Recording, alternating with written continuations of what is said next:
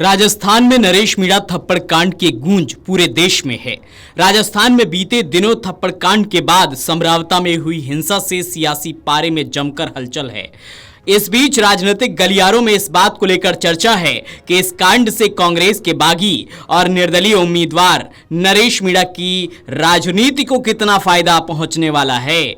क्या इससे उनके राजनीतिक करियर में चमक आएगी या फिर उनका करियर और ज्यादा फीका हो जाएगा। इस तरह के सवाल सियासी गलियारों में खूब गूंज रहे हैं। देवली उनियारा के उपचुनाव में मीणा समाज का नरेश मीणा को काफी समर्थन देखने को मिला। ऐसे में अब आगामी चुनाव परिणामों को लेकर तरह तरह की अटकलें लगाई जा रही हैं। चुनाव परिणाम में किसका पलड़ा भारी रहने वाला है, इसको लेकर जानकार लोग सियासी गुणागणित लगाने लग गए हैं। वहीं थप्पड़ कांड के बाद लोग नरेश मीणा की जीत को लेकर भी अपने अलग अलग दावे कर रहे हैं।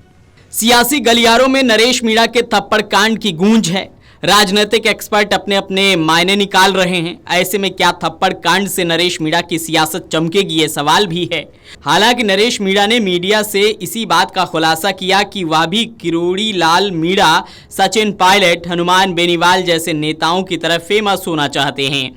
इस बयान को सियासी जानकार थप्पड़ कांड से जोड़कर देख रहे हैं। इधर नरेश मीणा के पक्ष में समर्थक लोगों में इस बार मीणा वोटर्स का काफी क्रेज देखने को मिल रहा है। समरावता में हुई घटना के बाद यही सामने आया कि लोग नरेश मीणा के लिए मरने और मारने के लिए तैयार हो गए।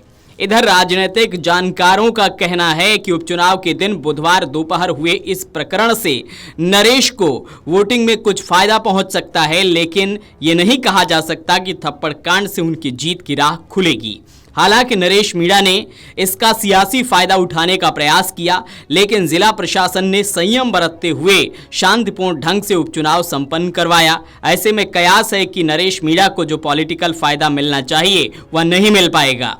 देवली उनियारा विधानसभा सीट मीणा और गुर्जर जाति की बाहुल्य सीट है। यहां 3 लाख से ऊपर मतदाता हैं। 13 नवंबर को इस सीट पर 65.51% मतदान हुआ था, जो पिछली बार की तुलना में कम रहा। पिछली बार 2023 के चुनाव में यहां 68% मतदान हुआ था। इधर जातिगत समीकरण की बात करें तो यहां सबसे बड़ा वोट बैंक मीणा समाज का है, जहां करीब 52,000 से ऊपर मीणा वोटर्स हैं, जबकि गुर्जर समाज के 44,000 के आसपास मतदाता हैं। ऐसे में ये कयास लगाए जा रहे हैं कि नरेश मीणा ने कांग्रेस के कस्तूर चंद मीणा के मीणा समाज के वोटों में सेंध लगाई है, जिसका फायदा बीजेपी के राजेंद्र गुर्जर को मिल सकता है। इधर नरेश मीणा अपने कुछ समर्थकों के साथ न्यायिक हिरासत में चल रहे हैं। वो टोंक जेल में बंद हैं। नरेश पर पहले से ही 23 मुकदमे थे। इधर समरावता कांड के बाद जिला प्रशासन और एसडीएम ने गंभीर धाराओं में 10 मुकदमे दर्ज करवा दिए हैं। पुलिस सूत्रों का कहना है कि 2 मामलों में नरेश मीणा पहले से ही न्यायिक हिरासत में है। यह अवधि समाप्त होने के बाद बचे 2 मामलों में फिर से नरेश को कोर्ट में पेश किया जाएगा।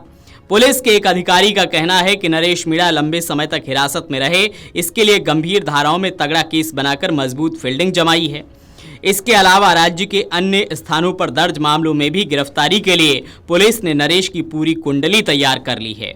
अब सवाल ये भी उठ रहा है कि जब 23 तारीख को उपचुनाव के नतीजे सामने आएंगे तो क्या जेल से ही नरेश मीणा परिणाम सुनेंगे? क्या अगर उनकी वहां पर जीत होती है तो जेल में ही बंद वो विधायक बनेंगे? ये भी सवाल है। Video desk amarujala.com। अगर आप ये वीडियो YouTube पर देख रहे हैं तो हमारे चैनल को सब्सक्राइब कर बेल आइकन दबाएं, और Facebook पर देख रहे हैं तो हमारे पेज को लाइक करें। 8 मिलियन प्लस सब्सक्राइबर, आपके इस भरोसे के लिए बहुत धन्यवाद।